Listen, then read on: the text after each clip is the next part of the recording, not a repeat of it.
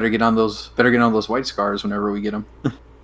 I'm actually excited because I'm gonna do a test. I want to do a test with I have the I think Apothecary White is one of those paints you have to get a new one of if you haven't used it in time. So yeah, it separates pretty nasty. The whites and the metallics are pretty bad. The white scar paint actually holds up pretty well. But really, that wasn't my experience. But I don't use white very often, so it's probably why. It's kind of like in a gray paste state, but like it paints really clean. You just kind of like dip the paintbrush in a bit. Interesting.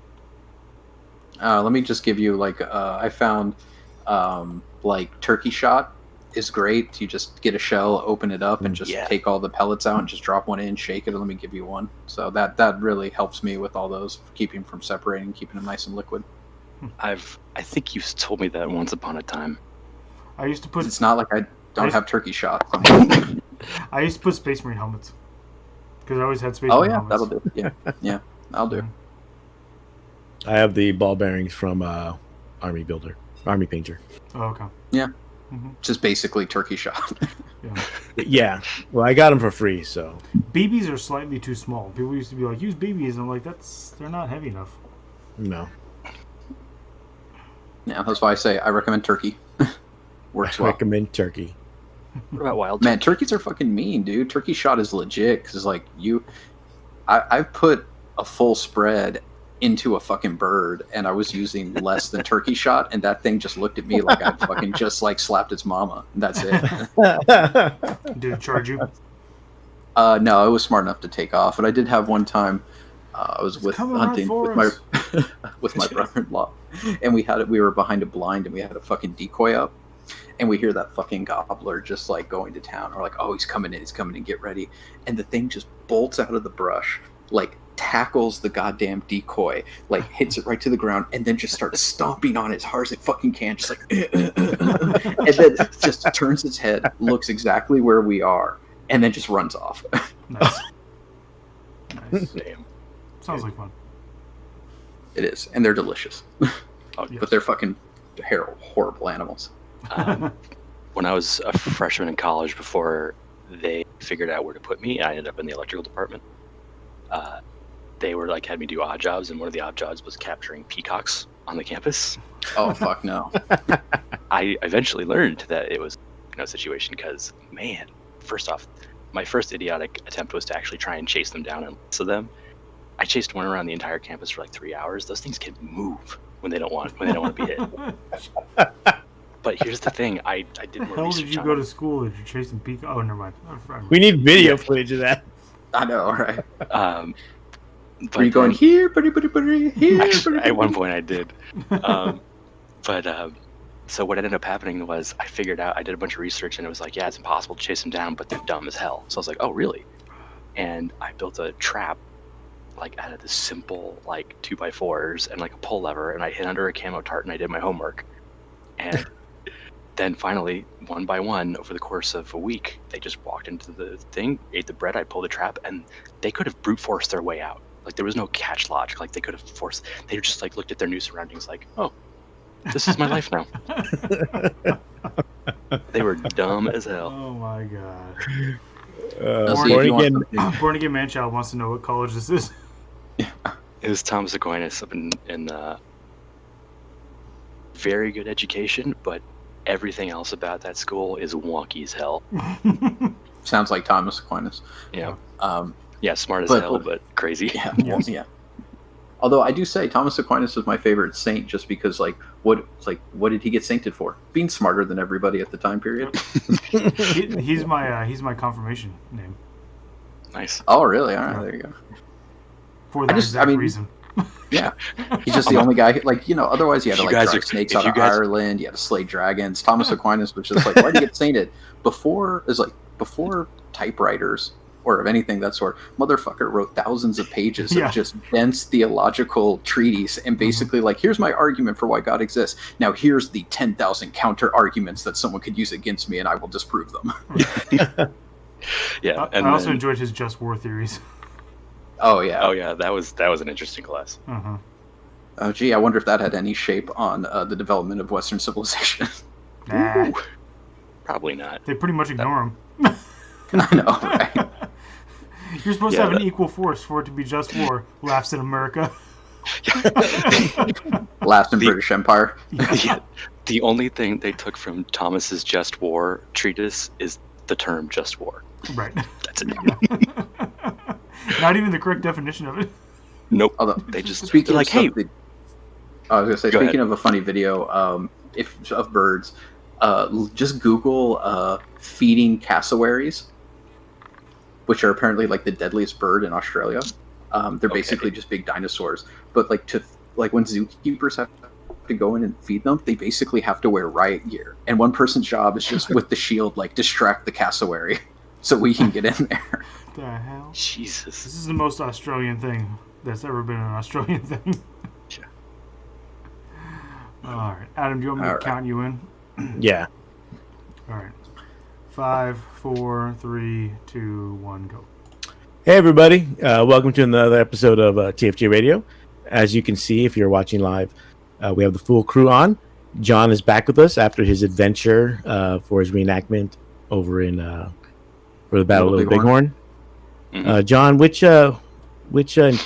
group did you go with? Did you go with Reno or did you go with Custer? Custer, you can tell. You can just look at him like, Reno. No, John's being silent because he actually cosplayed as one of the Native Americans, but he doesn't want to seem like he's taking over someone's privilege, so that's why he's got to be quiet. No, we don't practice red face in my family. No. You were tasteful. Tasteful. I did a Hamilton. I didn't wear the actual face. I just pretended to be. It was tastefully done. So again, the gang's all here. Another exciting time between shows. A lot has happened. We got even more FAQs. I know, all the FAQs. We got FAQs to the FAQs, which I guess is a good thing compared to previous editions. It means that they, are capable of correction, right? Like, that's always my thing. When people are like, oh my god, what the fuck, another FAQ? It's like, it means that they listened. They realize, like, oh, how we're implementing this isn't good. Yeah, and here, let's change it. So that should be a good sign. I know it's annoying, and you have to actually keep up with the game. And if we had a truly digitized rule set, this wouldn't be as much of an issue, but it's a step in the right direction. Yeah, there was some things like the character rule. Man, there's a lot of meme potential in that. Mom, can we have digitized rule set? No, we have digitized rule set at home. Digitized rule set at home. I gotta remember that one. John, get on it. Later. Yep. I gotta make it later. I wish I had thought of that before the show. I could have had it in the slides. That would have been a good one. Mm-hmm. Yeah, the Lookout Sir was good just because, there's armies that need it, right? Harlequin, Stark Eldar, right? Like armies that have a lot of small vehicle squadrons, right? Like they need screens for their characters. So, I don't think that's inherently a bad call. Yeah, I think there's some, and then they just confirmed that yes, we really meant to not give Grey Knights or Thousand Sons the bonus to cast Might. Good. Things like that. So just a bit more clarifications. I'm sure we'll get more as time goes on. No. We definitely did mean to make those two factions more unplayable. Sorry. Yeah. Sorry for giving you hope. Yeah. No, Grey Knights are better now. I mean, Grey Knights are well positioned to manage, right? Like the fact that they have Terminators as troops is like a huge win for them. Right, Terminators as troops. Assuming they get the boost that Space Marines will get. Even not just having having now 2 wounds, 2+ save, 5++ invul. I mean, well, their Terminators already have 2 wounds, right? Yeah, they did. So, and it was confirmed that Grey Knights, along with others, will be getting the bonus wound. The thing about Grey Knights that does suck, though, is for people who built double Paladin bombs, they got screwed based on how the game works now. Or like people who built like lots of strike squads to like smite. Although strike squads could come back if they get 2 wounds strike too. Squads. That's what I was about to say. That would be pretty good. That's no joke. But then are they going to be overcosted? Yeah, that doesn't. I mean, the double Paladin bomb sucks. But that's your own fault for building a dumbass list. I don't mind. It was a single winning Paladin bomb and Terminators. I wouldn't mind, or even like double Terminator bomb. Your Paladins can just be Terminators now. Like. Oh yeah, true. No, for sure. I mean, fancy Terminators. Yeah, paladins. You could still take a huge ass squad of paladins, and they can still wreck house. I mean, that's what Custodes Alaris do. Yeah, but I don't know. With Grey Knights, I still think like if you have access to OBSEC troops that have a 2+ save on their own, yeah, that's good, right? Like who also have defensive bonuses built into the army. Yep, and can fight pretty well and can do some shooting. I mean, not great shooting, but some shooting. It's just like, what is their job? Their job's to sit on an objective and not die. And having a 2+ save and invul saves up the ass and defensive powers and tie to shadows, no matter how they work, FAQ that eventually, like that's all good. Yep. No, I definitely don't disagree. 1,000 Suns, though, fuck them, apparently. Oh, yeah. Screw them. Well, yeah, because that was all they had going for them at the time. Yeah. And I can't think of anything else. Are Scarab Occult Terminators good? No. They're durable. The rule that they get the bonus save for, was it one damage guns? Yeah, one damage. Dust. Yeah, all his dust is that's for against 1 damage stuff. But we'll talk about this in a little bit on how that might not matter now, especially with some of the bigger weapons. Yeah. Because in addition, we started seeing a lot of in the course of the new edition, GW has been repackaging a lot of the units, especially for Space Marines and Necrons. And what we were starting to see was the instructions for those new boxes, and on the instructions there seemed to be new values. Yeah. And then later on, Games Workshop confirmed that what they're going to do is they're going to up the survivability, supposedly, of their units by giving some units, in Space Marines in particular, giving the Baby Marines 2 wounds, just like the Primaris Marines. 2 wounds, but in addition, they also they're also changing the way the guns work, in that they're changing a lot of the stats and damage and some of the rules for some of the weapons that we all know and love. For example, the Heavy Bolter will be damage 2 now instead of just damage 1, which it has been for like the last 20 years. And the other thing too worth noting is that for certain weapon keywords, it's going to be spread across multiple factions. So if a Heavy Bolter is 2 damage, that's going to extend to Guard, Chaos Space Marines, Death Guard, Death Watch. Like that's the thing that they kind of been toting, is it's not like they made it very clear, we're not just buffing Space Marines. Although the Space Marines will get it first, and God knows when everyone else will. It's not just about Space Marines. Well, that's what I was wondering. I think I posted somewhere where I was wondering if they're going to do an update all at once for all the weapons. And I think they said they were, but I'm not 100% sure. I hope they do. Otherwise, Space Marines will be on top for longer than they are now. Oh, yeah. That would be a huge slap in the face to Chaos Space Marines, where it's like, all right, wait for your codex to get your extra wound. Bye. Right. I thought that was what's going to happen. They might do some of the weapon profiles, but I thought I read that we're going to have to wait for the Chaos Codex for all the Chaos stuff to come in.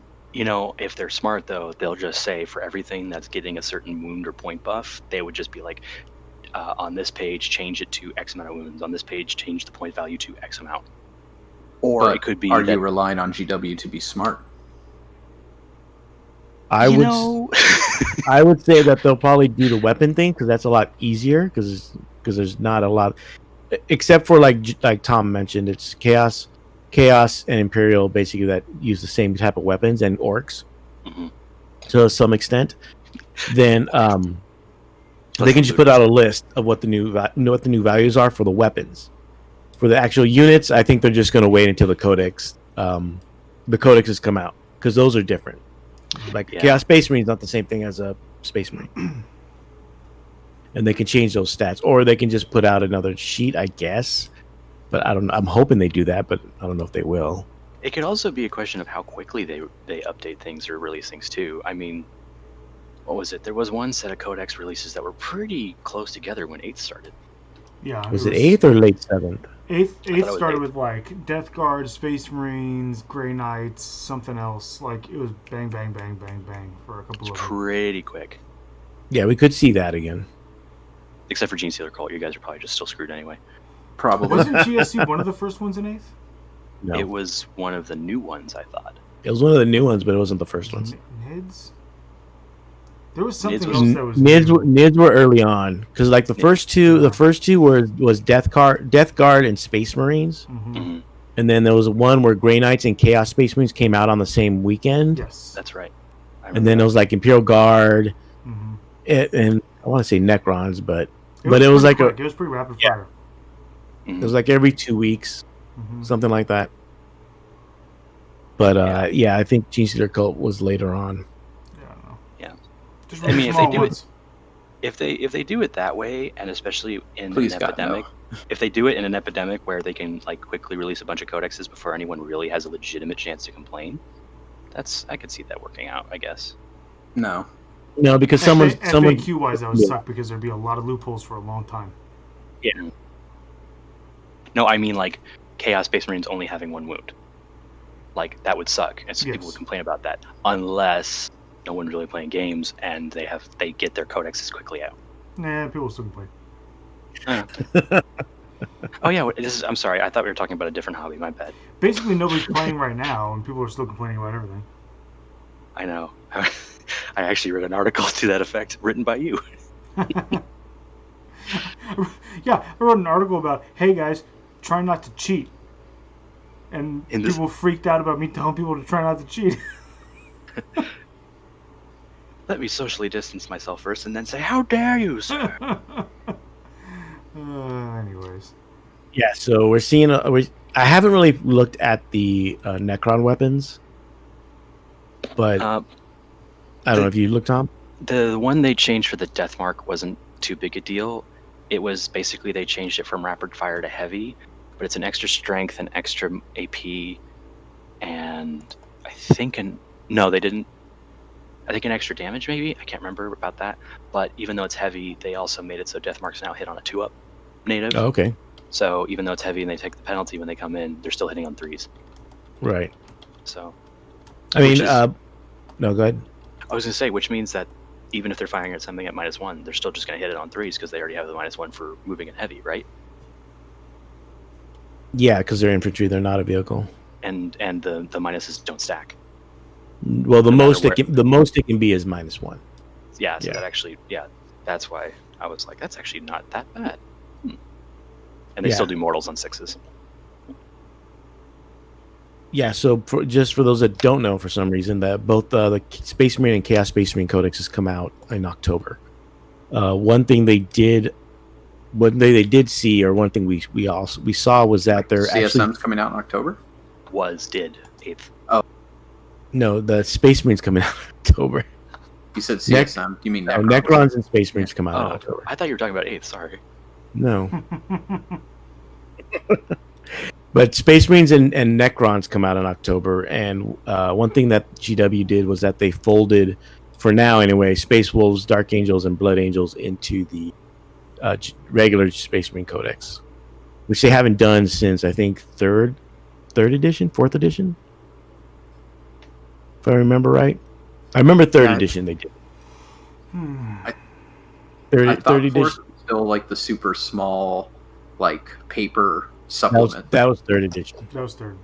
3rd edition was the thin one, and then you got an even thinner, like 10-page supplement that gave you your special units. Yeah. And then for every other unit, it just said, "See Codex Space Marines." Yeah, I remember my Codex Dark Angels was super small in 3rd edition. Yeah. Was it the 1st or 2nd edition Dark Angel Codex? I don't remember. It was the one with the crazy whirlwinds in it that some guy made by hodgepodging a bunch of 100 killer missiles together. Probably the first one. The second one has an actual GW staff member taking a bunch of 100 killer missiles and putting them together to make a whirlwind for his Dark Angel army in the actual Dark Angel Codex. They used to have instructions in the White Dwarf to kit bash one using the cavalry bases. Yeah, because because the bottom of the cavalry base had little circles, and those were the missile tubes. Yes, that's right. Yeah. Well, that was also back in the day when GW employees could order things via bits. Yeah. You could just order bits, so you could be like, I have 100 killer missiles right now. Oh, dude, I didn't know that was a thing. That's awesome. Yeah, you used to be the bit shop, man. Yep. Just the employees, though. Well, they used to have the bits wagon. That wasn't GW, though. Yeah, it was for Games Days. Oh, for Games Day, right. I was thinking the website, Battle Wagon Bits. Yeah, well, they had that. Plus, they had the one that would go to games. You could get at Games Days, way back when. Cool. Just when I think like I've heard all of history, I'm like, nope. There's still so much I don't know. You're young. You're basically like a kid. A kid with 2 kids. Yes. Yeah, man, that was your choice and fault. He's having baby. I'm not complaining. I'm just stating facts. Okay. Moving on. So, but with the addition of wounds, we expect additional point levels going up. That goes for basically every codex. I guess points are going to go higher. So I know. Go ahead. I was going to say they did confirm TAC Marines are going up to 18 points per model. What are they now? 15?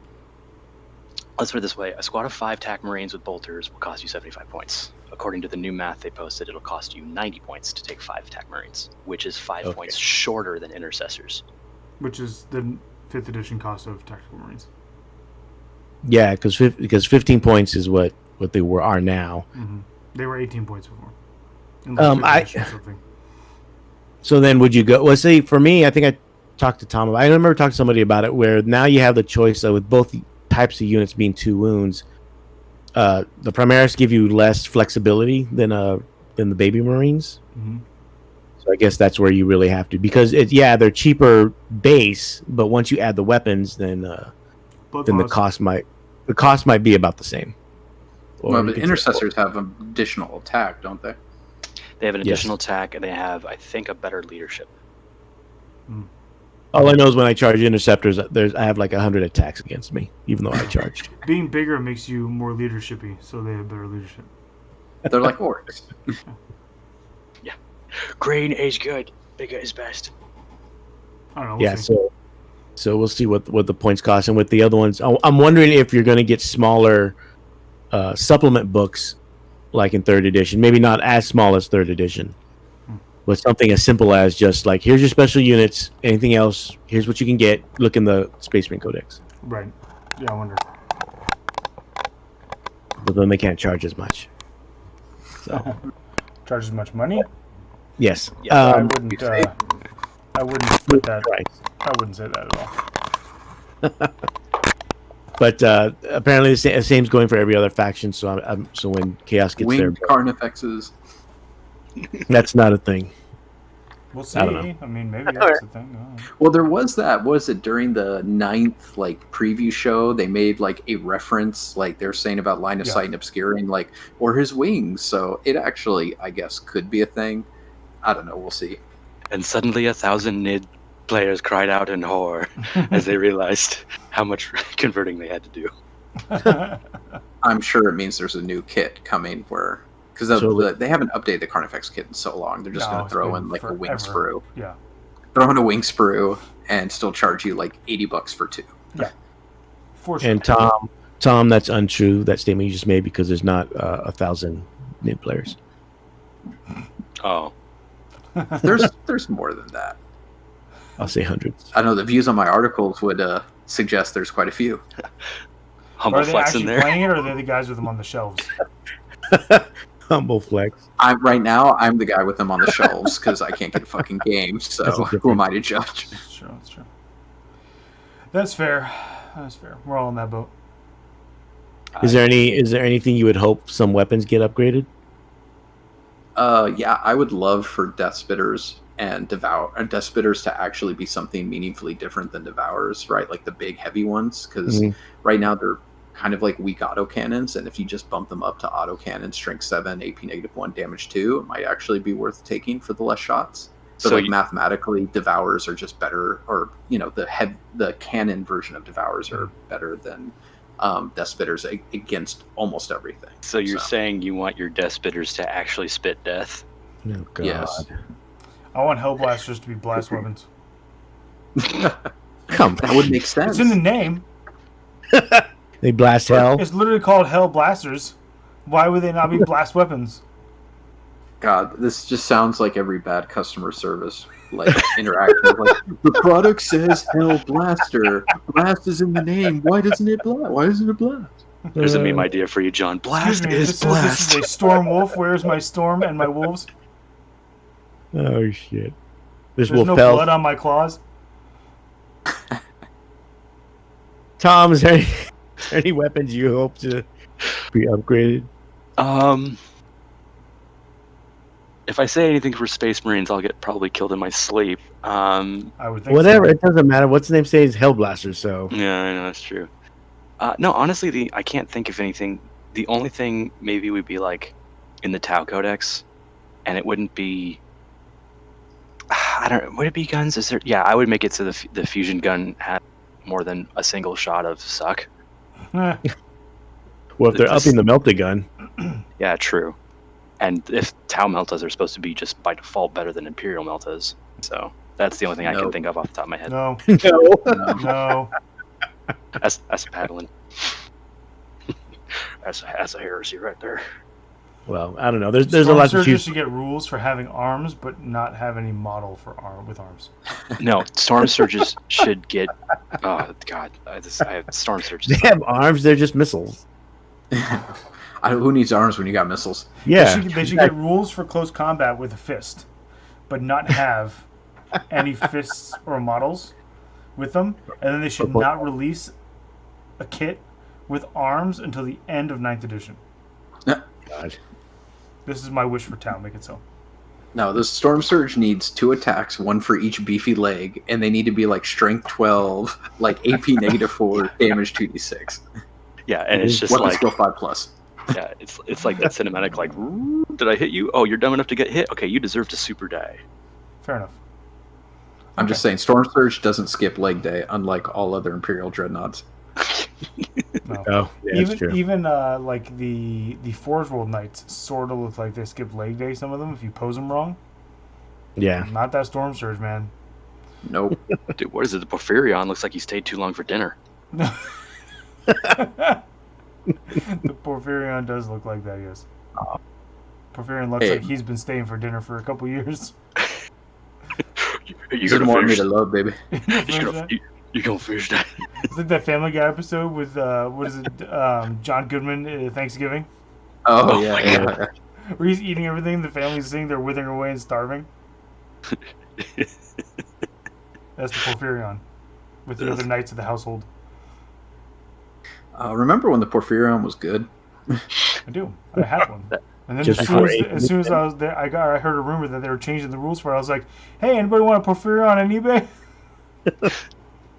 John, you do have market. You have an amazing capacity to just yeet models. Like, I'll give you that. Hey man, I hear that rumor will go, and I'm like, oh, hey, this guy is really good right now. Anybody want one? I could just be like, you're holding this new model you painted, you're proud of it, and you're like, hey, check this thing out, it's got great rules. And I'll be like, I heard, and you'll just be like, throw. Straight to the eBay bin. I'll hope for anything for Chaos at this point. Yeah, right. Just about anything. Chain Axes, damage 3. Fulgrim. Chain Axes, Fulgrim. Another Primarch. I'll take another Primarch. Angron. I don't care. Either one. I would love. Never again. They're never going to do it ever again. We're going to be stuck with Morty, Magnus, and Gilliman for our lives. Nope, I'm calling it. It's going to be Christmas 2020, and we're going to get Fulgrim and or Angron. Christmas 2020. Yeah, they did mention something for Christmas 2020. There is the reveal. Christian. There is the reveal this Saturday. Slanesh Wolf and Lehman Russ. God-aligned Primarch for Christmas time? Perfect. Christmas is a pagan holiday, so why not? I mean, I could accept corn. Yes. Given the history of the Crusades. Also, the right color for Christmas. But that's Slanesh. Seems weird. Slanesh, Catholic Church. Plenty of those popes were weird. Yeah, talk about any of the Borgia popes. Yeah, you don't come up with restrictive laws about sex by accident. Nope. And inexperience. Look, TFG Radio, 40K's only Catholic podcast. We know when we say this. Yep. It's true, actually. It's funny that happened. I still think that's hilarious. Yeah, so there's that the preview is this Saturday. We're recording on a Thursday. They've mentioned a bunch of game systems where they'll have announcements. It's basically just about all of them. So I don't mostly stuff most people don't care about. Well, not for this show, no.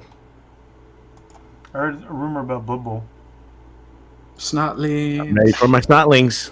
But are they releasing this Snotling thing for this edition of Blood Bowl? But there's a new edition coming out. There's a new edition coming out. Yeah. So, hey, have this team for a game that we're not supporting anymore.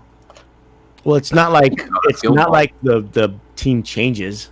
Right, but like you're supposed to get excited about playing this brand new team for a game that's like on the way out. What are you talking about? It's just a new edition. It's not on the way out. They're not canceling it. Yeah, not to mention, which is like, I feel like Blood Bowl is one of those games where it's like they're gonna have gimmick armies, like, and you're just gonna be like, you're either in it or you're not. I don't know, man. I saw a lot of angry Blood Bowl players in a group today. That's because of some of the changes that are being made. Right, they're not excited about the new edition, and they're getting an army for the edition they liked. But I don't feel like it was that popular anymore. Like I feel like it was of course, right? Well, in our store, in our old store, it was more personality issues than popularity. I'm Blood Bowl has survived by this revelation. And you know what? And to be honest, it wasn't the store owner. Well, yeah, because he's also not shocked. Dead. Well, no, at the time. Wow. At the time. I mean, he's dead. What do you want? Just making sure the viewers know. Talking about a dead dude. Before that, when he was still with us, it wasn't his doing that that thing started to kind of slow down. Yeah. No, but I mean, I'm still not shocked by some of the players that I know in that league. Yes. Because I was asked several times to play in that league by people, and I was like, no. Okay, thanks. The stunty league is fun. Because that's all goblins. That's all goblins, snotlings, and halflings. That's hilarious. I will say though, if any population of GW gamers knows how to just stay alive and keep something going despite cancellations or edition changes, is Blood Bowl. Because if they want to play this current edition and say fuck the newest one, they will figure a way out to do that. Yeah, that's true. I think they'll make the switch. Alan wants to know why the local competitive meta is all Chaos and Eldar. And I'm going to say it's because that's all you'll play, Alan. That's what he plays too. I don't know why. I mean, we had a lot of Space Marines towards the end of 8th with the Iron Hands. Well, yeah, people want to win. I feel like there's a pretty healthy mix, but it is more Chaos and Eldar than the regular overall U.S. meta. Than what you might see everywhere else. Local metas are local. What is? Our players like Chaos models and Eldar models. Yeah, I'm. Maybe there's a budding PhD out there who wants to study sociology and psychology, but that would be an interesting thing to study: is what, if any, correlation there is between faction preference and personality traits. Carlos can't be Chaos. I painted an entire Custodes army for him. And you're painting a Harlequin army. Harlequin's army. Okay, so 1 out of 2 ain't bad. He says Dom switch to Eldar, Chaos, Carlos equals Chaos, Jeff equals Chaos. I mean, you're naming all the people on our team who are supposedly the best, but they're playing the shittiest armies, so I don't know. Bazinga. Maybe they want a handicap. Sure. Give yourself a handicap. So I know that works out really well for people. And I have no idea what they're gonna talk about on Saturday, so I'm assuming it's gonna be about squats. I think probably be more Necron stuff of or this and the new Space Marine drop pod and yada yada yada. Well, they also with the I think the last reveals they teased a whole bunch of models, and you could see snippets of them, and the only one they revealed was the sister model. Right. The one whose foot is on fire. Yeah. The Palatine. Holy shit! My foot's on fire. That was such a great one. He's on his game. That. Yeah. Yeah, he's the best. Was it? It's the Lord Inquisitor page or whatever. Tabletop Inquirer. Tabletop Inquisitor, yeah. Top Inquirer, yeah. It's Inquirer, Tabletop Inquirer, yeah. God, he's the best. Sure is Biden.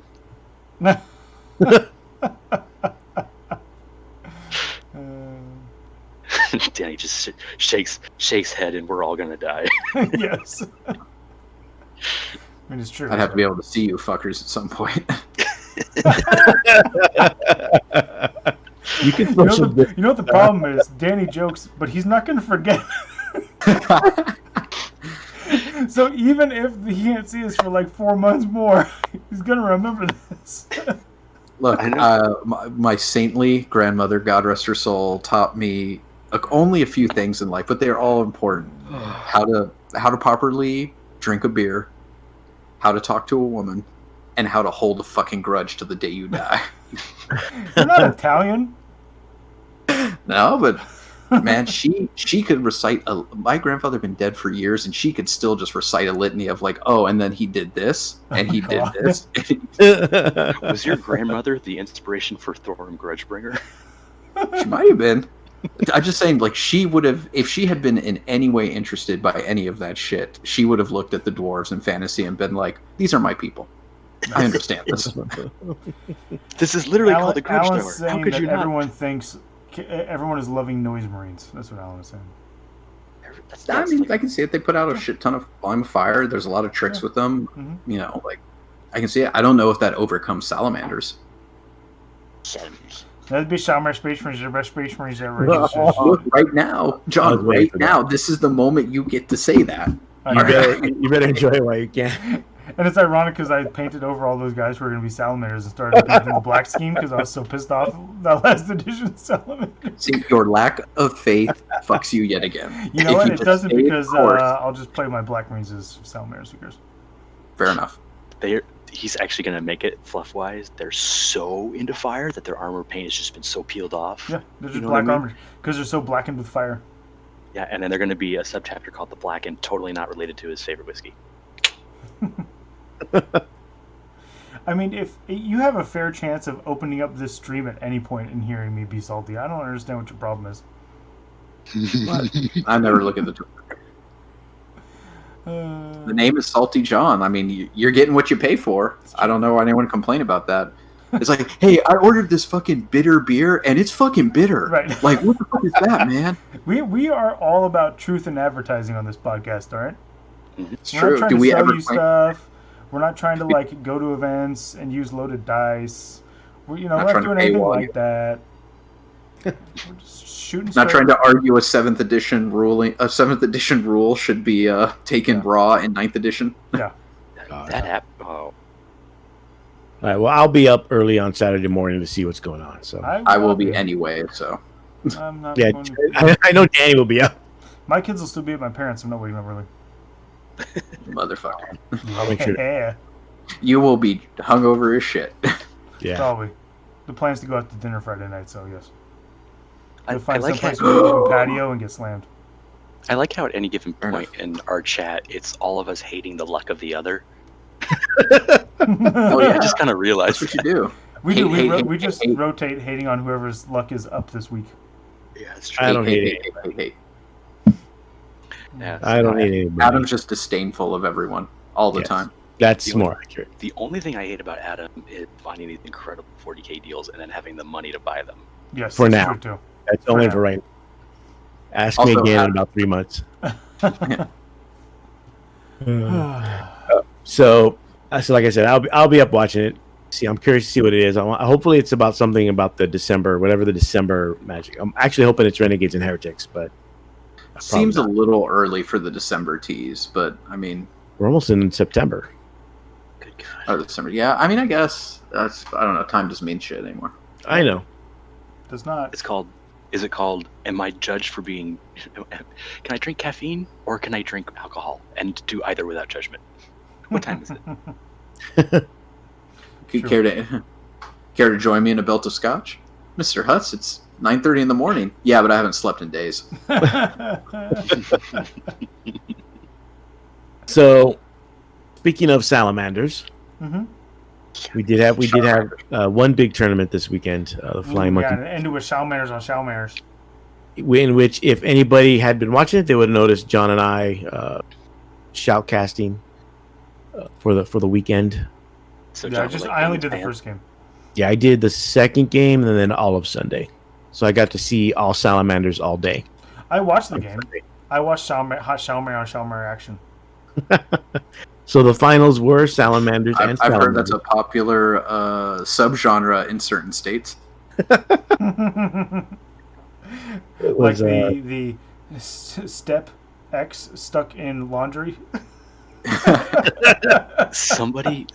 John, this is not our idea. Somebody just needs to take like the Pornhub video template, put a picture of that final game, and be like hot salamander on salamander action. Oh, I can do that. That'd be easy. Salamanders get effed. Yeah. I can do that, no problem.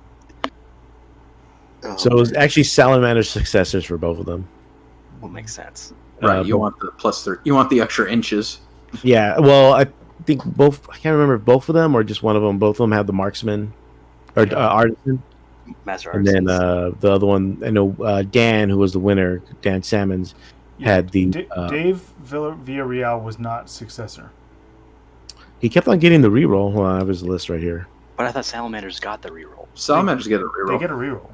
But they also get something else. Yeah, he was. I'm pretty sure he was ignore AP.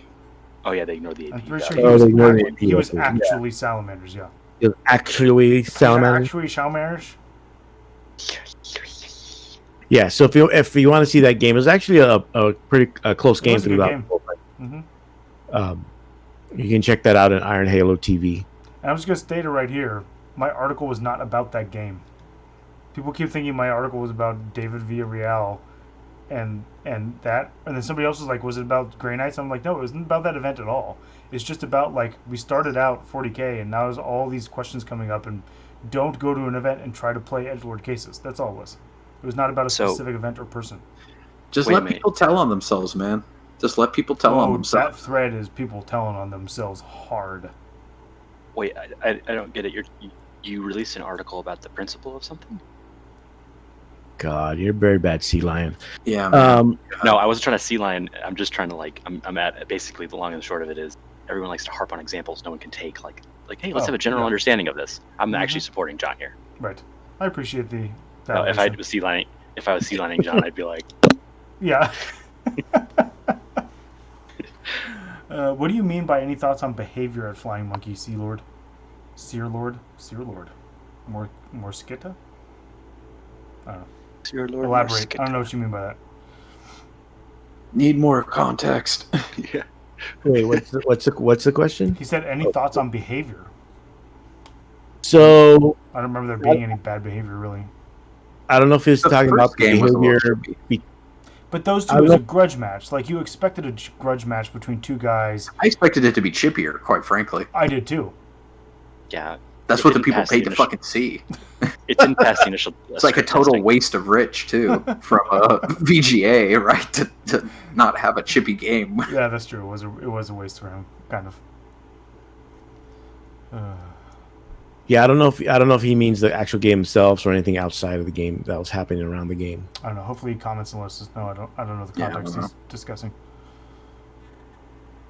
But Dan Salmons won with Salamander successors. Salamander successors. David was second with Salamanders, and then third was Death Guard. Ooh, this track. Fourth was White Scars, and then Harlequins round out the top 5. Top 10 was also Custodes. More Space Marines, more White Scars. One just says Imperium, and number 10 and 10th place was Grey Knights. So one non-Imperium player in the top 10. Yes. 2. Definitely. The Imperium's a big place, man. Damn, that's yeah, that's a spread right there. And the Imperium one is Astra Militarum and Patrol of Custodes. Any thoughts on behavior at Flying Monkey? Feedback was the Twitter. I don't know. He might be saying that there was like a caustic Twitter channel text. Well, I know chat. the Twitch chat got really chippy at one point. The Twitch chat itself, because somebody made a comment, right, like on live on air, and some people were upset about the comment being made. Some people were upset that people were upset about a comment being made. Some people wanted like some kind of punishment handed down. I don't fucking know, but I do remember like dipping into that Twitch chat for a second at one point, being like, "Why the fuck is everyone being an idiot right now?" The chat did have one person who consistently was being like just ridiculous about, like, every time a player would move, basically like they're not 6 feet apart from each other. Oh yeah, like lovely. Every time. He's reaching close to him. They just picked up each other's dice like over and over and over and over, and it was the same guy, and everybody was just ignoring him. I'm like, yeah. And it's like, dude, like they had their antibodies tested, they made out like before the game, like they're totally cool. Like, just calm down. Right. So, somebody just referenced to something else being gay in a slur one time. Yeah, and the chat lost its mind. But they went and talked to the player, so like, I don't know what chat wanted. Did they want him to like be rode out of the city on a rail, tar and feather like his old time? I mean, it happened. Chat was not happy about it. They went over and talked to him. That was that. Yeah, and I think they did issue a card. Sure. For like. Okay, there you go. I mean, and for Lord Marshall, the cards carry over. Yeah. All right. So any cards you receive carry over to the next event. Right.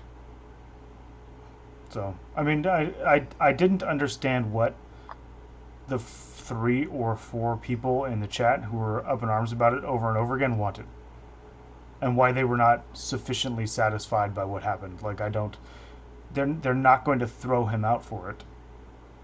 If you threw everybody out for a slip of a tongue, there would be nobody on Twitch channels. Yeah, Sante 13 said if you get 2 yellows, then 1 yellow carries over to all events. Right.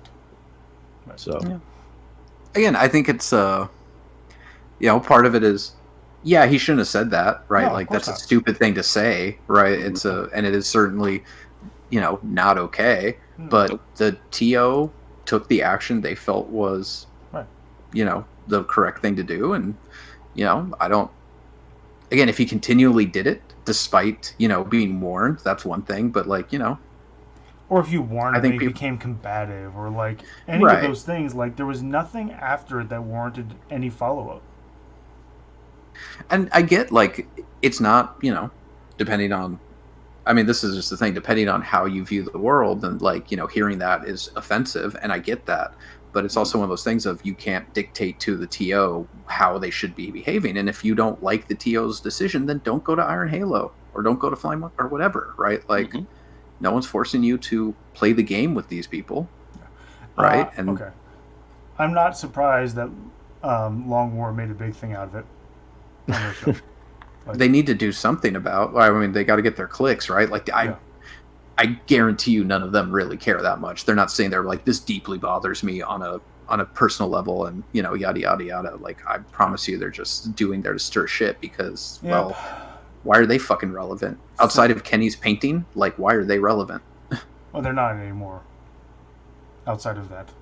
There was one point where they were, and it's just not the case anymore. Yeah, so they needed to give that Salamander player a red card for abusing the spirit of the game. I'm actually going to disagree with that. Which I'm assuming they mean. I'm assuming he means David and the Salamander strat that he said lets him stay in place. Because although I disagree that that's how it should work, given the fact that there are now capitalized standing in place, whatever, and they changed the way movement fundamentally worked. Mm-hmm. I don't believe it was red cardable because he was literally just going by what it was saying. And the TOs said that that's the way it was going to work at their event. It's like the Grey Knight player who is using Tide of Shadows and getting both bonuses. Before the event started, the TOs said this is how it will work. That's that. Yeah, it doesn't mean that's a good ruling, but it is what it is. It's their event. They get to say how it works. Right, and this is why I don't understand why people thought I was talking about this in the article I wrote, because I was saying players shouldn't go to events with these rule things in mind that they're going to then bid for and actively go for at the table, knowing they're incorrect. Like, those guys all asked before the event began, is this how this is going to work? And the judges said yes. That's the end of the story. The only thing I'd add is, or not caring if it works. Like, whether or not they know they're incorrect or not caring if they're correct. Those people actually went ahead and said, I want to know if I'm correct, and that's exactly how you should do it. Right. Yes. So, I mean, that is what it is, guys. That's the way new editions work as the rules change. Should you go into an event looking to take advantage of something you did not check on first, build your list around it, and then try to browbeat everybody into it? No. But if you asked the question beforehand and you got the answer that you got and you played by it, well, then you're playing by the answer you got. So this kind of answers the question I was going to ask in regards to how does one as a judge, especially, deal with these kind of edge cases. I mean, we have the rule addendum basically at the back of the book that gives you kind of like an edge case scenarios, and GW tries to answer as many of them as they can, but they're not going to catch all of them. So I'm wondering, John or Danny, especially, when you're approached with that, I mean, do you just approach it in a raw version, or do you try to figure out what they actually meant in terms of the RAI version, the intent, or? So there's this thing that, and I don't know when this began because I don't remember being like this for forever. And Danny and Adam, you guys can correct me if I'm wrong because you've been doing the judging thing longer than I have. There's currently like this part of the community that believes rules as written literally means that you can only play with it as it's written no matter what, and like it's weird in that like you can't also be available to be like, is that rule as it's written supposed to be played that way? Like it's now very strict. You're either raw or you are rules as intended, and you can't combine the two in any way, shape, or form. It's black or white, right? And I don't remember it ever being as bad as it is now with the two camps, where like people were like, no, you have to play it raw no matter what period, even if like it breaks the game. And it's like I don't know, things were pretty bad in the INAC days, right? Like, yeah, I guess that's true. That was constantly pretty bad because then we didn't have GW at all, right? So now you're looking at, that's why people defaulted so hard to raw, because GW didn't say shit, they didn't FAQ shit, so it was like, use the rules you've got, right? We have no other insight of knowing. And I remember back in that day, that was generally my side. If you remember, back in 7th, our earliest working on the ITC, I was usually the raw person who would argue raw, just because we didn't have any insight into intent, and that's changed now with 8th and 9th, right? Because we do. And for a lot of 8th, I feel like things had changed. Like we were comfortable as a community with being like, okay, yes, this is how it works as written, but we know that the overpowered interpretation is not going to be the one that they are going to want to go with, generally speaking. Right. And I was with you in 7th when we did the ITC FAQ. Yeah. I was with you on that. Like, we had to go with raw because we don't actually know the intentions of any of this stuff because they will not FAQ stuff. Now we do. And it's not even that. We have their commentary, which I think is really, people kind of forget that they bothered to put out designers' commentary, where they're the designers, the actual rules writers, right, are telling us their thoughts, how they think things should work, right? And so, to me, that gives a much stronger argument to why we always need to default to rules as intended, right? Because it's just the reality. We're in the middle of an edition change. We have rules that are from 7th or 6th edition, essentially, right, in the Forge World shit. You know, we have codexes that were written at the very beginning of 8th with no concept of 9th. We've got rules that were written in 8th with a mind towards 9th, right? Like, we have all of this shit mixed up.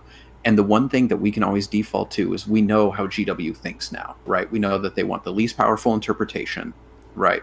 And that if something makes a kind of standard, quote unquote, common sense, or this is the easiest way to interpret what is going on, that is the most fair, that is likely what they want. Right. Right.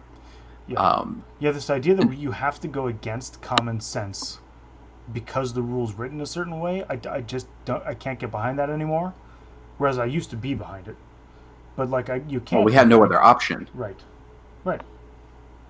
Yeah, I think people just, I don't know, like, the people who are really like, we have to play it raw because that's what the rules say, don't, like, it's funny because these are the people that usually in one breath will be like, GW can't write shit for rules.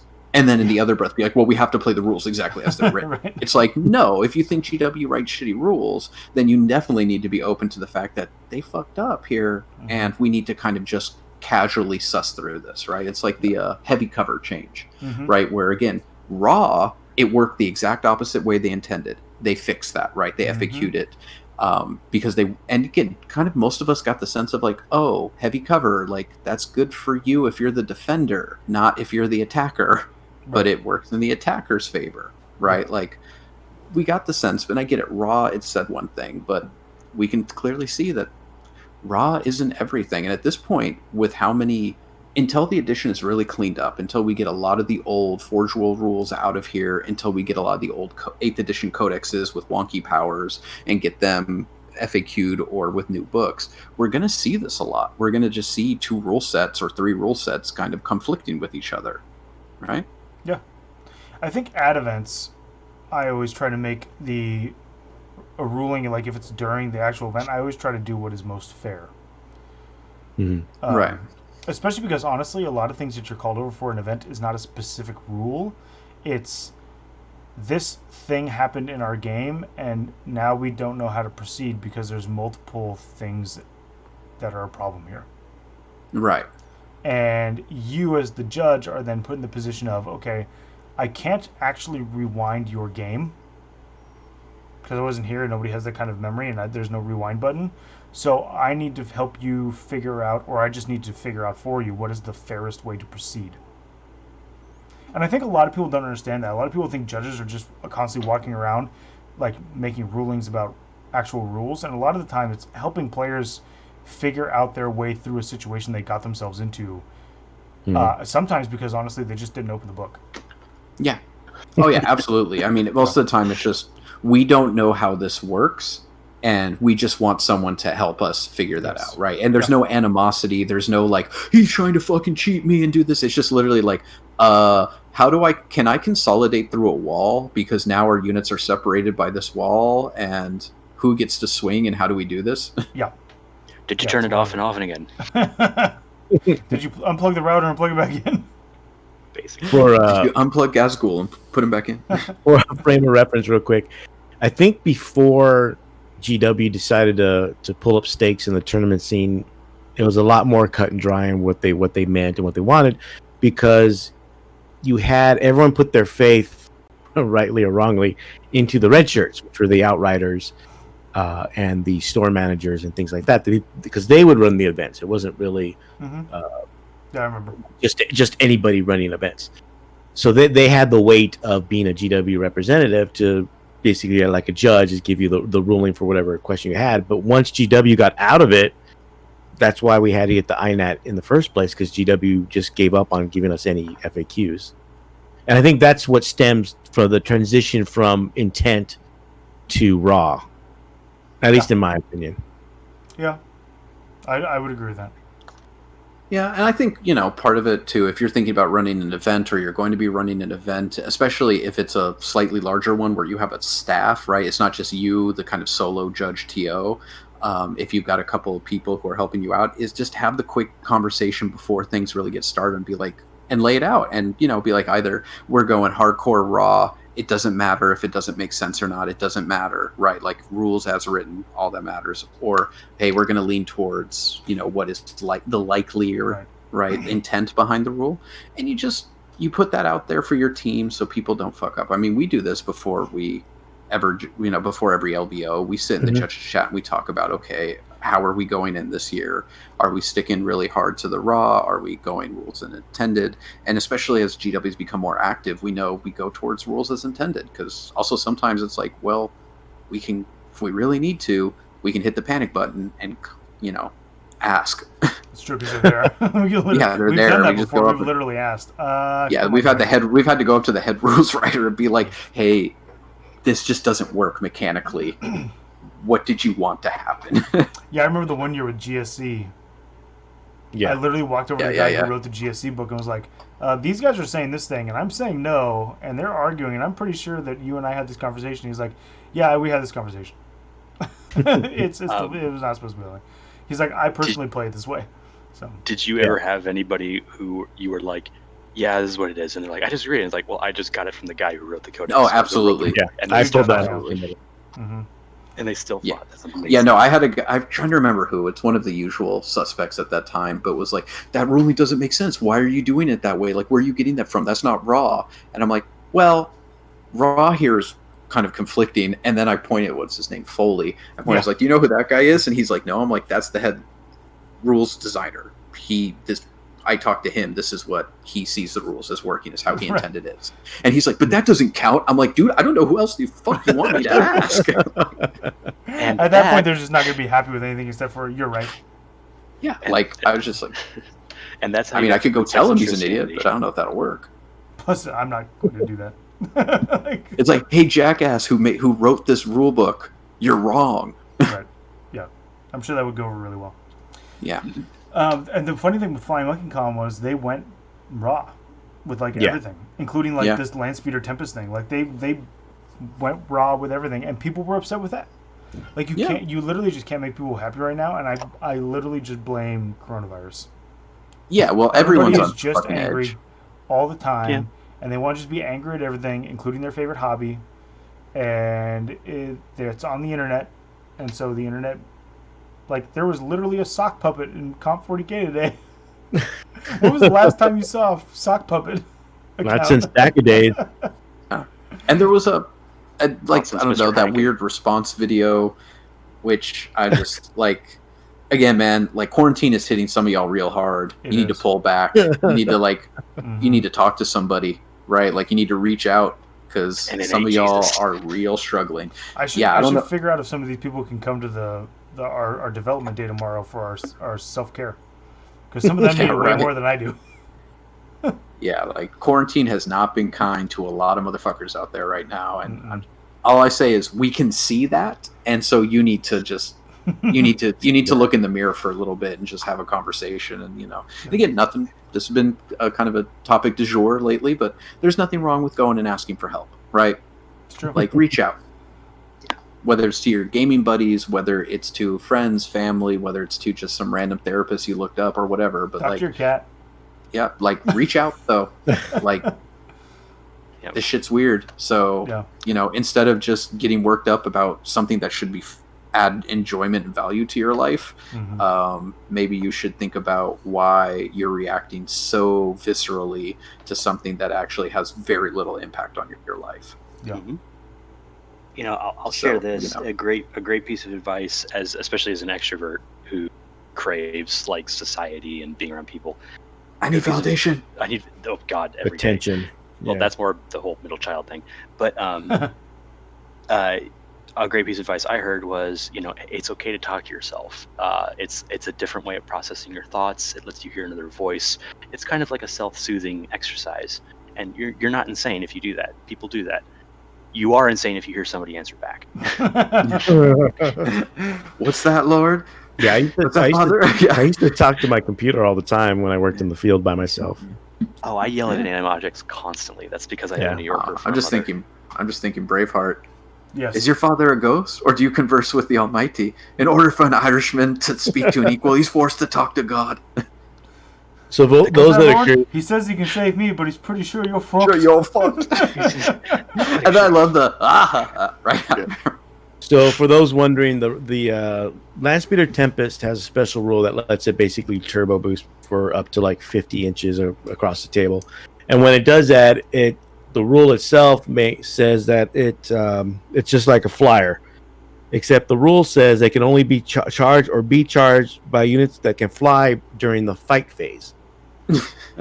Now, I double checked to make sure that it wasn't like a typo from like the transition from analog to digital. Yeah. No. So when I looked in the book, it said the exact same thing. Yep, not typo. So it's an example of the 8th edition or even 7th edition rule. That's 7th. Transferring over and not getting updated. Here's for the new edition. And this is, again, a prime example of the failings of, especially nowadays, at this exact moment of going raw, right, is you have a rule that was written for 7th edition, right, 2 editions ago now. And it literally does not work in the current edition. So raw, you can't ever charge the thing because you can't ever charge in the fight phase. So it should be pretty clear what their intent was, and if you go raw, that's a bad answer. that's a really bad answer of just kind of accepting, okay, this rule doesn't really work in any way it's supposed to work, but I guess fuck you. Well, I don't think they ruled it that way. I think they did rule that it could be charged. Good, I hope so. Even if it didn't have fly. Okay. Yes, I think that was their final. That was their final decision. I think was that. Well, this bad on the other side, so it doesn't matter. You can charge it. Yeah, Valerie's saying they ruled that they can charge it without fly. I forgot. I admit. Yeah. Oh my god. So but either way, it didn't impact the game because as soon as they made the ruling, David was nice and was like, or Dan was nice. One of them was nice and just gave the give back. Well, just move it someplace else because you wouldn't have moved it into the middle of my army, knowing I could charge it. So just put it someplace else. Yeah, Dan gave the take back. Yeah, that's what it was. So. And that's called what's good. Being a good human being is. Is it? I mean, just that simple act. I don't know. Not if it cost me a game like the first game. Take backs or it's a slippery slope because as soon as you allow the first one, you have to allow the second one. Yep. Yeah, I know. You have very little ground to be like, okay, I'm giving you one, right? I'm giving you one. Well, some people do that. Some people will give them like, okay, I'll give you like 3. In a friendly game, like if I'm like, I have to like actually in our game, Danny, I screwed up in terms of using a psychic stratagem, and you said, oh, go ahead and use it, and I was like, oh, okay, cool. Like you offered, I didn't even ask. Right, because it's a friendly game. We're saying they're playing and learning, right? Like again, if it's a tournament, whether it's round 1 or round 5, unless depending how drunk I am, right? Like, no, if it's a tournament, I'll frown, be upset, and then remember to add an extra flagellation to that night. Right, and if it was a tournament, I wouldn't even have said anything. If you had been like, "Oh, I should have done this," I would have been like, "Okay."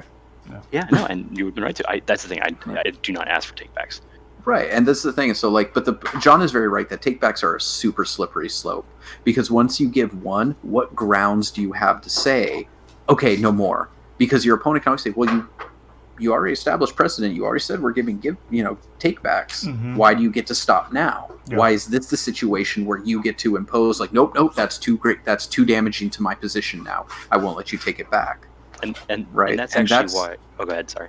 I was going to say that's one of speaking of bidding. That's what used to be one of the tricks. It probably still is of certain players of saying, "Oh, I give everyone gets one take back or gets whatever," right? And they try and catch people on something really infinitesimal and small to get them to use their take back, right? And they save their, and then when it's a really big deal, right? Like when it's like, "Ooh, shit, I do not, you fucked up, and I need you to fuck up right there." They're like, "Sorry, man, you already had your take back." You already had your take back. Yeah, and that's why, like, of all the pieces of advice that Jeff gave me that I actually do execute well to this day, it's like I just start games off like, by the way, I don't do takebacks, you or me. I just say that at the very beginning, like, hey, cool, like, just and that's fine. Yeah, just say it in the beginning of the game. It's the best way to play because it just takebacks always, not always, that's a strong statement, but usually lead to conflict because it becomes that game of when are you going to win or lose the game on a take back, right? Where it's like, oh, he fucked up, this can win me the game. And they're like, oh shit, can I take that back? No matter what you answer, you're kind of just fucked yourself. Because if you're like, yeah, sure, great, there goes your chance to win. And if you're like, nah, man, like that's too big, that's too important, they get to rightly look at you and be like, so why the fuck do you get to decide that right now? Well, right. Yep. Yep, exactly. So... Seer Lord, I'm not gonna pronounce the rest of that, is asking, is touching terrain counted as within basically honor? We've had this discussion before, but is counted as within, and because he thought it wasn't, but seen a couple of guides where they imply that it's okay. I haven't looked at enough of the guides to answer that. Well, he's talking about like I guess some of the videos and things like that. Yeah, but in the past.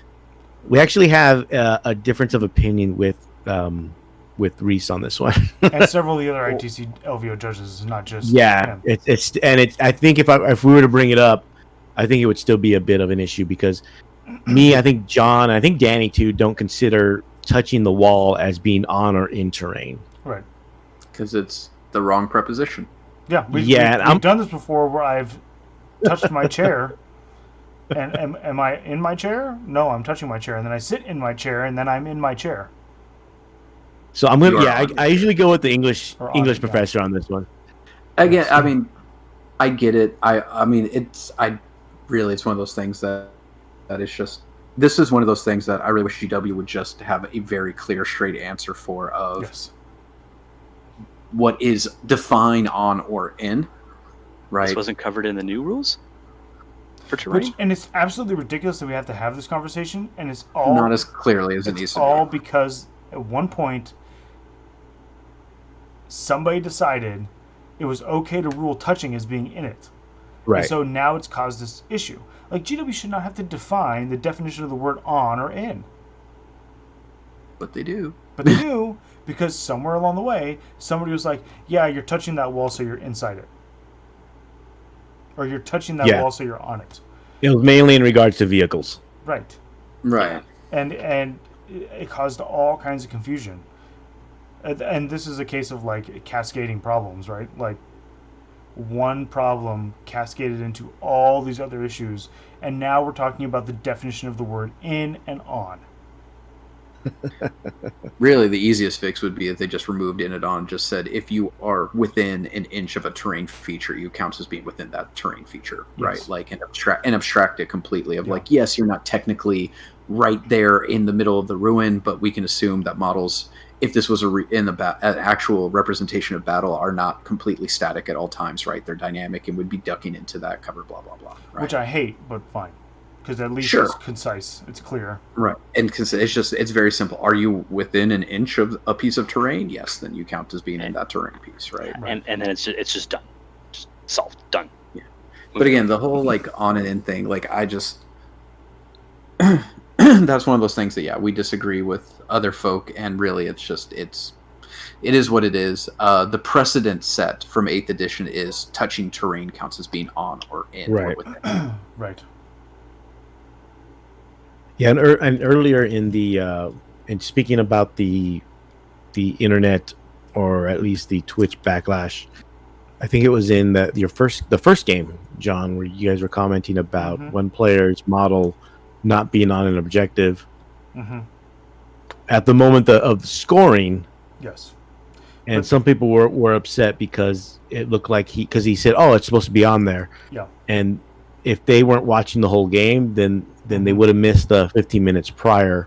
Yeah, they would have missed the part where he sets the models down. They would have missed the part where that particular terrain piece was constantly getting bumped and moved. Yeah. And those models were constantly getting bumped and moved. And even live on the cast, every one of the shoutcasters, all of us were like, yeah, I'm pretty sure that just got moved because that terrain piece has been moved so many times. Well, plus if it was actually a problem, we would have said something. Plus, if anyone who was watching the stream at all during the weekend would notice that because they were on a stage, the table was constantly moving. Yes. And there's one point in the video, if you watch it, the model kind of jumps by itself without anybody touching it. Yeah, yeah. And I think it's because the table moved. Yeah. But there is an instance where he rolls dice and he knocks the model off the objective. But I mean, like I said, it depends when you started watching that particular match and that happened. All the other matches during the day were fine. I know one player in one match was doing his saves incorrectly. Because the way you take saves has changed slightly. Oh, right. Where you have to, if for a unit, the model, he has to take all the saves for everybody else shooting at him. Yeah. Before you can choose different people to take each save. Now the one person has to take all the saves. I mean, it's things like that. I think people need to understand. Like for a lot of people, a lot of players, whether they've been playing forever or they're just starting out, or it's their first tournament, that you're good, especially with a new edition. You're going to have that edition-itis, and for a lot of players, this is the first time this is happening because they probably didn't play until 8th edition. Right. Yep. You know, and for some of us that have new players in 8th. Yeah. Game is growing. And so for a lot of us, and for a lot of us, that we've been playing longer. You know, there's not as much crossover from the 7th edition. Because there was such a big change from 8th or to 8th. Yeah. But there's still that edition-itis somewhat, you know, and then now with these new rules, especially with the new weapons and the new characteristics, and you know, the heavy bolter hasn't changed in like 20 years. Right. You know, this is the first time they've actually changed the heavy bolter in 20 years. 12 shots, blast. Damage Strength 6. AP -3. Heard it here first. All the heavy AP boulders. -4 in the assault phase. Don't ask us why. When you raise your back and shooting into assault, it auto hits.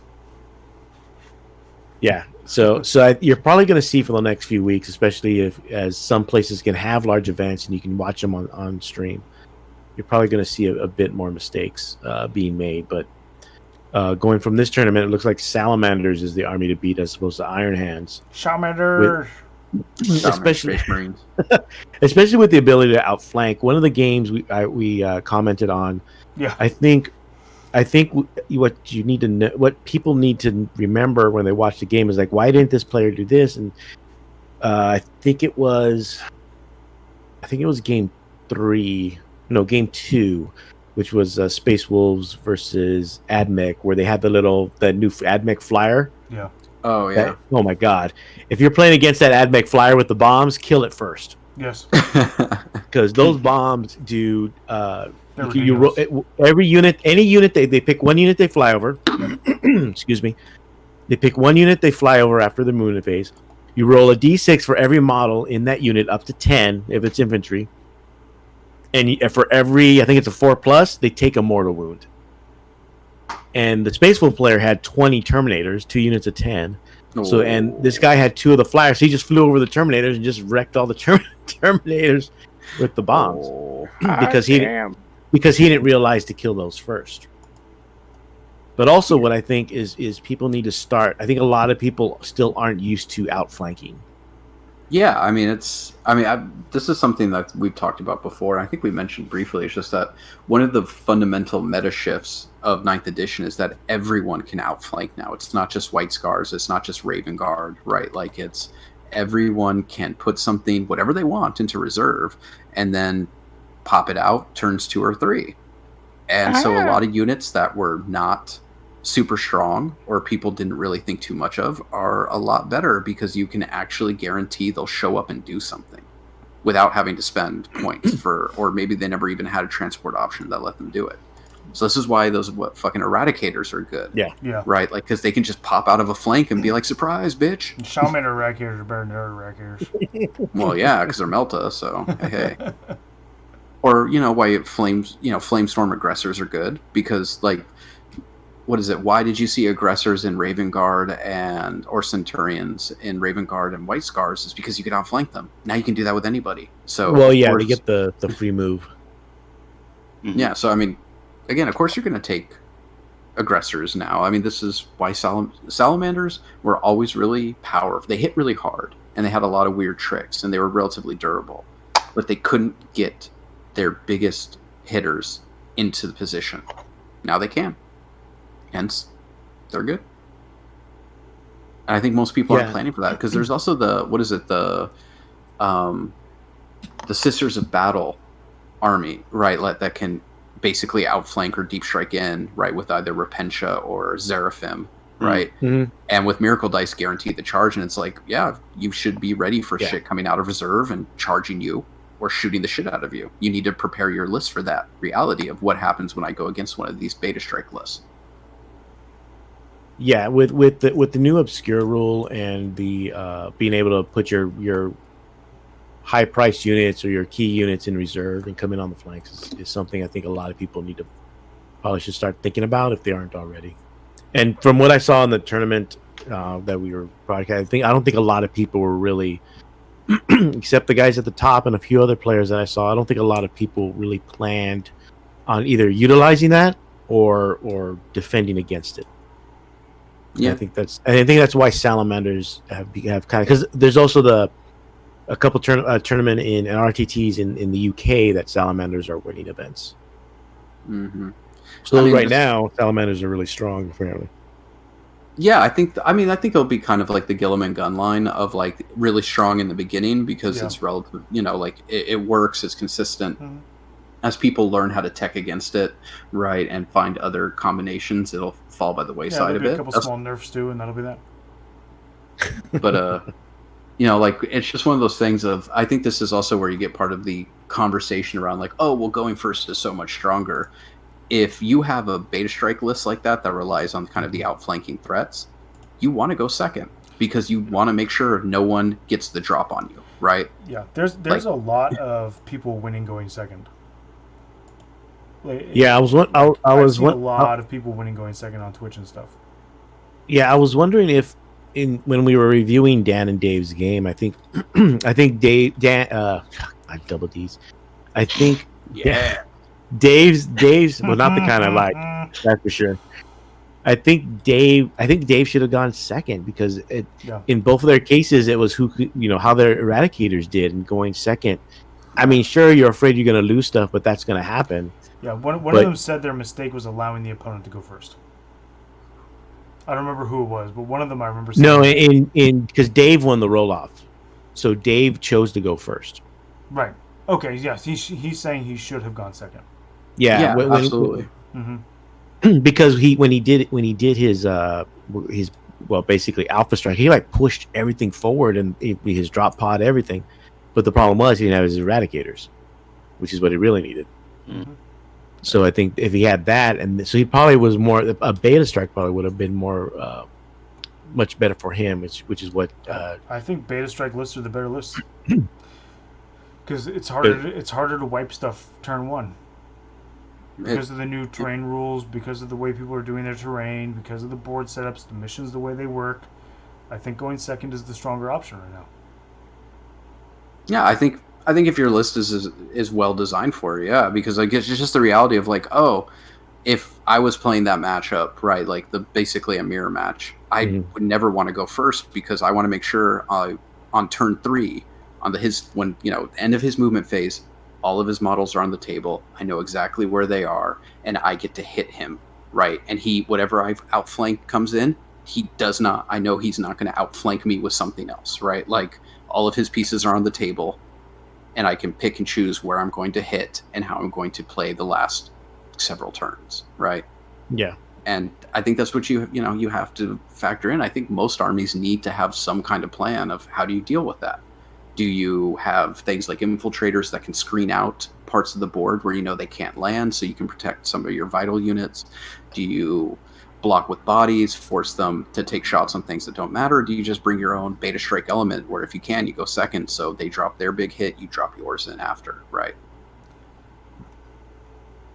Yeah, I mean, like I said, like we mentioned earlier, the game was actually a pretty good game, pretty close. But I think that one decision in the beginning kind of just affected everything because they had similar lists. It wasn't too much difference with the Grav Centurions, Grav Devastators, sorry, and the drop pod and Eradicators, Aggressors, all good stuff. All good Salamander, a good Salamander army. Salamanders. This is the Salamander army. The Salamander Space Marines are best Space Marines. Well, unfortunately, we're in California, so there's not too many chances to play a game. For those that don't know, I did get to play a game with my brother to test out some stuff. I know Danny and Tom were able to play. John keeps ducking me. John keeps ducking everybody by going to Wyoming. It's true. Specifically and only Wyoming. Yes. Well, I mean, I went to a bunch of places, not just Wyoming. No, just Wyoming. Just Wyoming. Teleportation. I did stay there longer than we intended, which was nice. As far as my simple brain knows, you were there the whole 2 weeks. Yeah, so like Valerie said, it was the first major in a long time. So we did get it. We did get a good dose of just about everything. Just needed the blatant cheating, I think. Do we need it though? Yeah, maybe for some actual stuff, not hysterics. No. But hopefully we'll have more events soon. I know we, like Danny mentioned, we are slowly building our various show armies. So many armies. I was like, I'm not going to get a new army in 2020 because I'm just going to do Tyranids and maybe if Angron shows up, that's it. And here we are.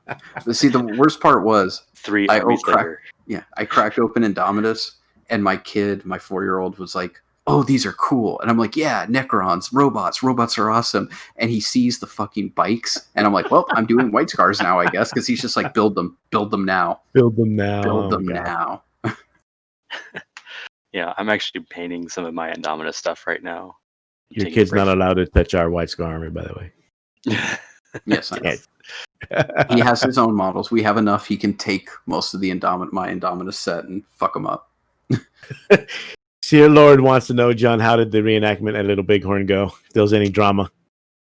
John is currently not here to answer that question, but he's coming back, and he's not going to be happy.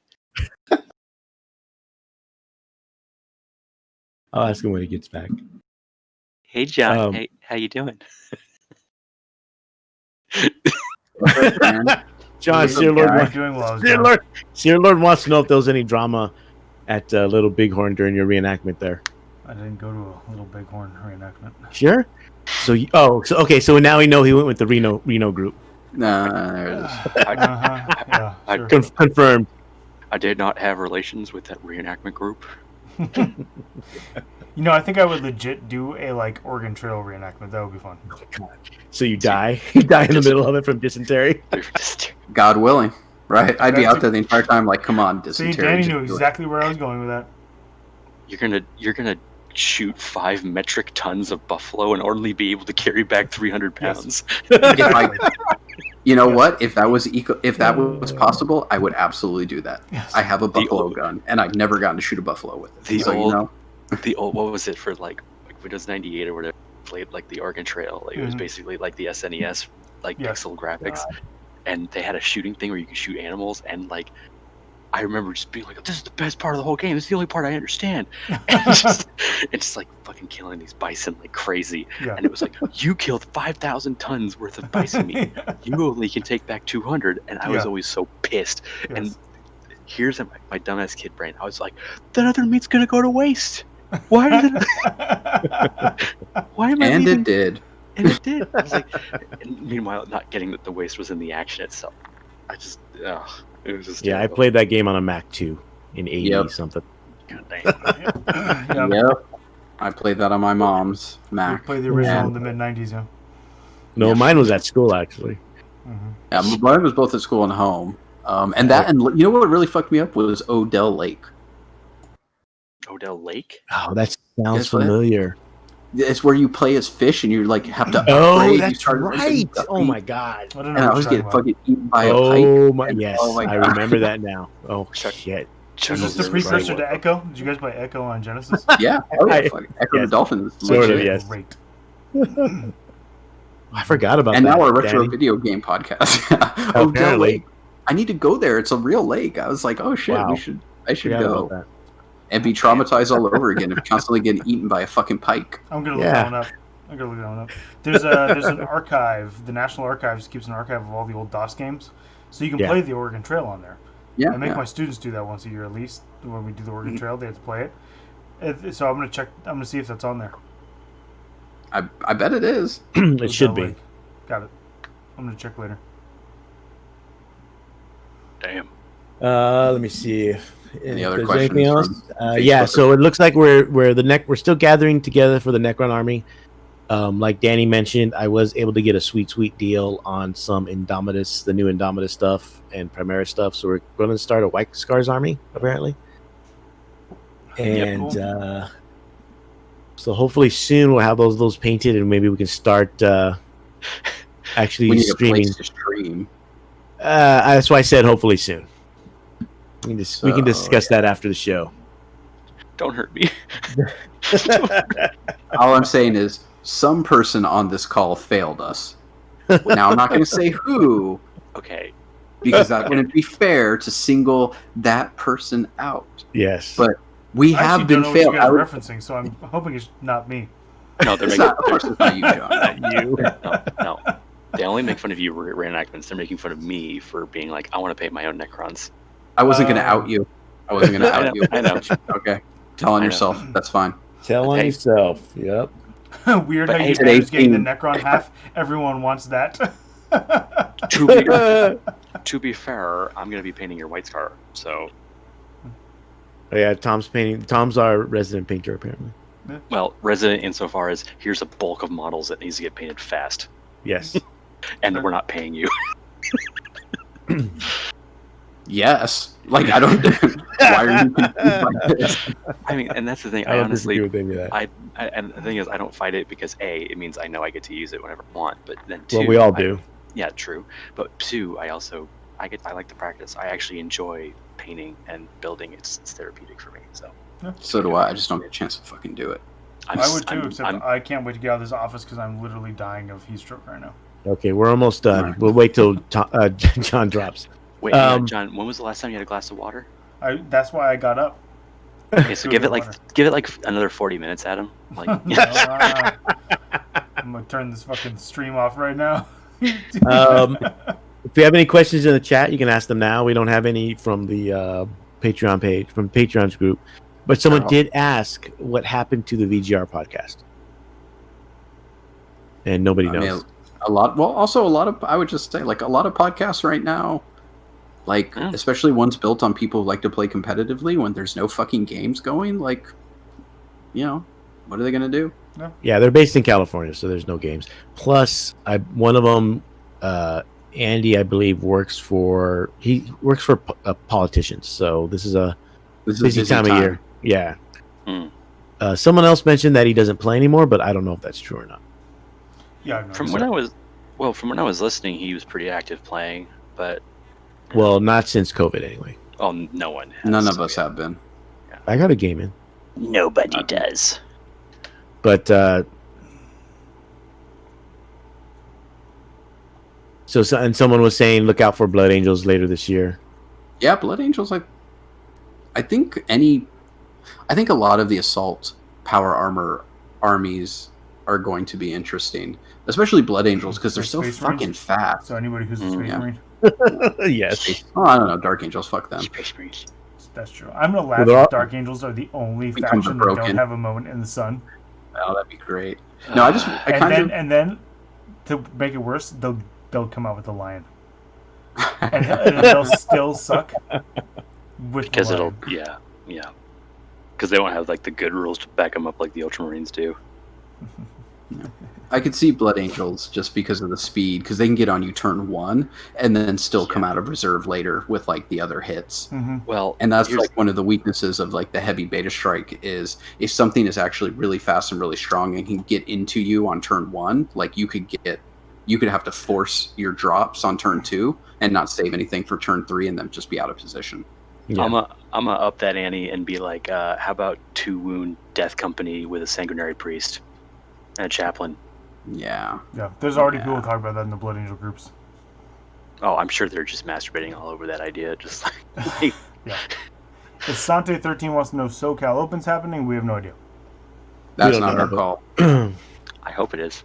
Yeah, I think everyone hopes it does. That really depends on what the state looks like in October. I mean, it's the end of October, so hopefully. What's really the county?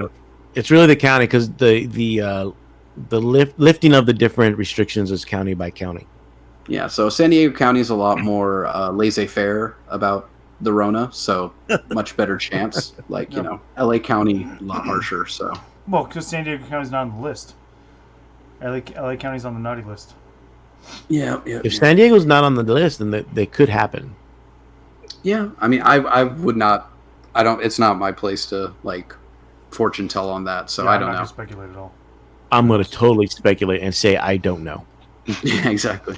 Apparently, Noise Marines in 9th are the new noise amongst Chaos players, Seer Lord. So, I've seen a bunch of lists in different groups where they mention Noise Marines. Apparently, all of the best players on our team were playing Chaos, which is the reason why Alan was complaining about everybody play Chaos. So we'll see. Yeah, I don't know about that. I guess it depends because the new missions are so objective based. Or heavily, holding objectives as opposed to killing like the ITC missions were. Mm-hmm.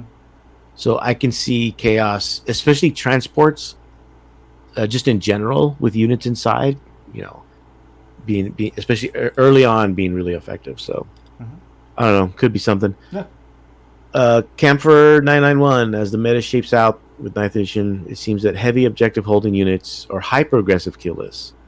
How do you think the new codexes will shape it? And will terrain for the majors and super majors start to standardize maps and keywords in different areas?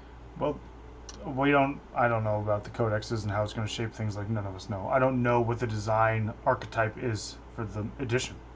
Like we know what the core rules are, but we don't know what they're going for. Like they could be going for super fast killy games.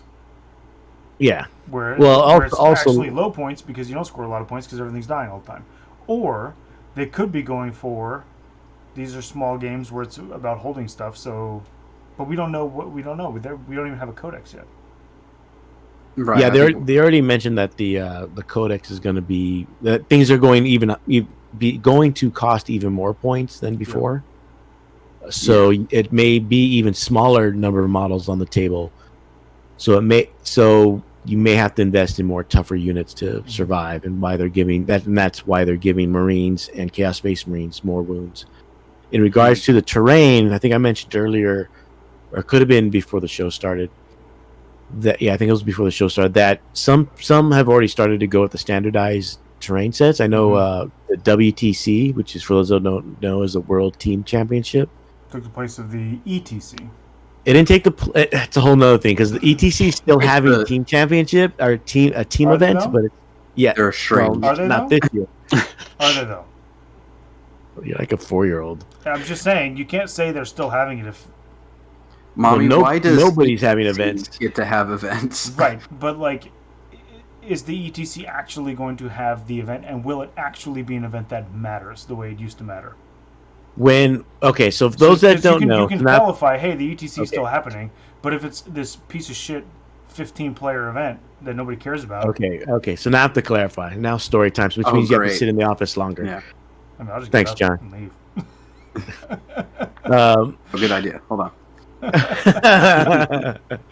So for those that don't know, the WTC broke off from the ETC, the European Team Championship. The WTC is now the World Team Championship. So, sounds like a WWF storyline. It does. So at the time, because this happened earlier this year before pre-COVID, so the ETC stated that they're still going to do a team tournament this year, or they had planned to. But that it was going to be open to anybody, so anybody could make a team and anybody could play in it. Mm-hmm. And then WTC was going to do like basically the World Team Champion with the same rules and restrictions as what they used to have at the ETC. Mm-hmm. So WTC canceled, but they're going to happen next year. ETC, I believe, canceled, and I believe they're still going to have it next year. As to what the format is going to be, we don't know yet. My assumption is they're going to have some form of team championship. It may not be a world championship, but it may still be just a normal like team championship. So you can we could make a team and go over there and play if we wanted to. The ETC will exist because we each have thousands of dollars. Yeah, but the ETC is not going to be what it was because what it was left to be the WTC. Right. Yes. So the statement should be qualified because as you say, the ETC is still a thing, but it's not really. Well, the ETC is I guess more true to its name because it's European Team Championship, right? Because it started as European teams only, and then it gradually included teams outside of Europe, one like team for Australia. America, 87 teams for South America. No, it was 87 teams for 400 teams for the UK. Yeah, for the UK, mm-hmm. and then everyone else only gets one team. Right. They were trying to get teams from Asia and Australia, things like that. So, and you'll hear more about it later because I do have an interview with Neil from the WTC coming up. So that's more or less, and WTC, what they did was they did a terrain packet where they listed a number of terrain tables, but they constructed them in such a way that no matter which mission you're playing, the terrain stays where they're at, and it's the objectives that just move around. So you're seeing that with WTC. We don't know. It's each individual, especially in the U.S., each individual GT will kind of do what they want. But I can see GTs going with a formatted terrain piece, kind of like what good events are going to have to do that. Kind of like what be a major shit show with players moving terrain. It'll be kind of like what LVO. It'll be kind of like what LVO did with the top 100 tables. Yeah, and it totally worked. There was not any problems with those at all. Yeah, people actually seem to enjoy that. They did. The top, especially when it got to the top 100 players, legitimately were playing on those tables, those top players loved that. Yeah, so I can see major events or super majors doing that, doing a standard for X number of tables, and then adjust moving the objectives around. I think too, we'll see. Like, I'm sure, with SoCal happens, definitely with LVO, that there will be a kind of standardized packet of these pieces of terrain equal these tags, and that I would imagine would probably start to be standardized, at least here in the U.S., right? Where people are like, oh, well, that's how ITC does it, so fuck it, we'll just do that because that's what everyone knows. Yeah, that's usually how it is. Right. Oh yeah, because Seer Lord was going for New Zealand for the first time this year for WTC. So it sucks you gotta miss it. So I think that's it for tonight. John's about to pass out from heat exhaustion. True story. I had Easter once. That shit sucks. Yeah, me too. Danny, any last words? Nothing of relevance anymore. Tom? So, should the chainsword be red or should I paint it black? John, any last words? I would say I would actually go with red just because it'll pop. Okay. And it looks like, and that whole like classic style is making a comeback for God knows 90s, what reason. The 90s red. Yeah, the 90s red is making a comeback. Yeah. So in Green Goblin base. Chat is saying black, Tom, and chat's probably right. Black probably works better. Yes. The guns for my Alpha Marines are black, so I probably should follow suit with the chainswords. Yeah. Yeah. And that's all I have to say, Adam. Thank you. You're welcome. John, giving advice to Tom. Well, I guess that's it for tonight. Thank everybody who came with us on chat. Thank everybody who's going to listen when we put this out. John actually had something to say. You skipped him. What did you want to say, John? I was going to say you can all applaud now because the comedy's finished. Thank you for listening. You don't recognize the quote? None of you recognize that quote? I do. I just don't think it's apropos or funny. Or funny. I'm digging. Wow. I'm digging. Okay, wait. I want to know if Tom knows it because I was expecting Tom to recognize it. Digging. He's checking Google. He's probably checking Google. My hands are. You know what? To be fair, I did amend it. I did not use the actual. Oh. Well, then there you go. Hey, Danny got it. The English professor got it. You know how literal I am. Oh, God. You know how he is into Raw. I know, right? Raw versus Rye. Yeah. Here we go. References as written. Thank you. Fine. I'll look up a better one for next time, Tom. To be quite honest, I probably don't know it. Okay. What is it? It's Beethoven. Beethoven's last words. Oh, Beethoven's last words. Supposedly his last words. Yeah, see, I never believe any of that shit about his last words were all poetic. Yeah, like it's all supposed. See, because I'm going to start to use people's famous dying words for. I have that book. I was hella confused because I thought you meant the movie Beethoven with the dog and everything. I'm not gonna lie, I did think of the movie also. The dog. Why did I quote the stupid dog movie? Because you're fucking white. That was a classic. That was a classic of our childhood. That's true.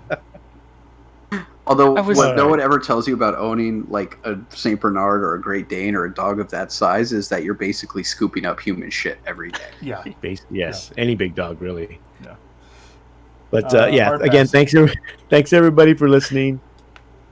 Those on the stream, those who listen on the podcast. Good night, everybody, and have a pleasant tomorrow. Laters. Bye.